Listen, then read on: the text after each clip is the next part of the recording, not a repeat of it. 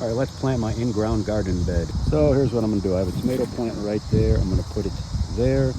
Here is going to be my cucumbers. You can see I have a trellis right here. I'm gonna put a zucchini right about here. And then I'm gonna plant some okra right over here, okra seeds. What I'm gonna do with these, like I do in my other videos, I'm gonna dig the hole, throw in some of that organic fertilizer, mix it in, backfill it, and make sure I don't cover the stem of these plants.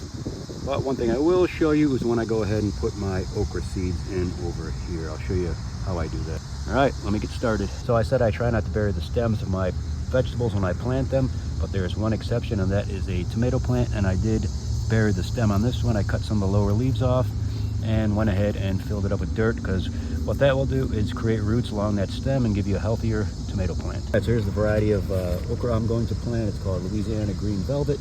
What I think I'm gonna do is just plant them in a hole there and the hole there. So I'm just gonna dig a little hole, basically, like so, about 3/4 inch deep. All right, here's what the seeds look like. Take two, drop them in the hole, and just backfill the dirt over, pat it down. Fertilize these until they get their true leaves. All right, here it is all planted up. There's my tomato plant right there.